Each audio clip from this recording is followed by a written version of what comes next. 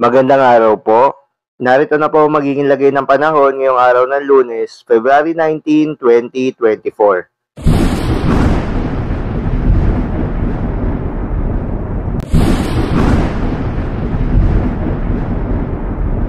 Sa kasalukuyan nga at ayon sa Pag-asa, easterlies o yung mainit na hangin galing sa karagatang Pasipiko ang patuloy na nakakaapekto sa silangang bahagi ng ating bansa. Kaya posible ang mainit at malinsangan na panahon sa malaking bahagi ng ating bansa.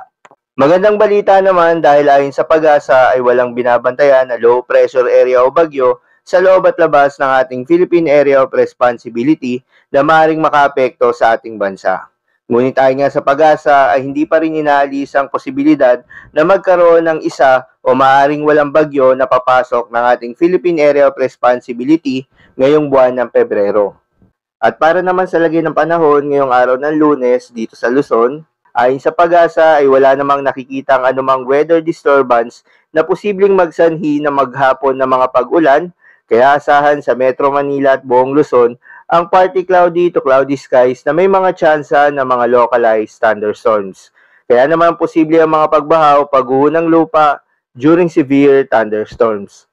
Para naman sa lagay ng panahon sa Visayas at Mindanao, gaya sa Luzon ay wala ring nakikitang anumang weather disturbance na posibleng maging sanhi ng maghapon ng mga pag-ulan.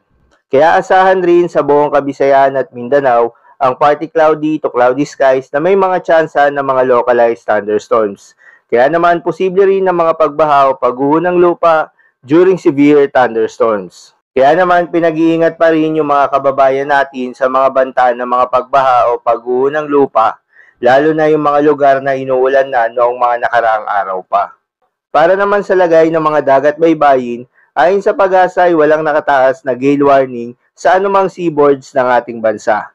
Kaya naman malayang makakapamalaot ang ating mga kababayang mangingisda at yung may mga maliliit na sasakyang pandagat.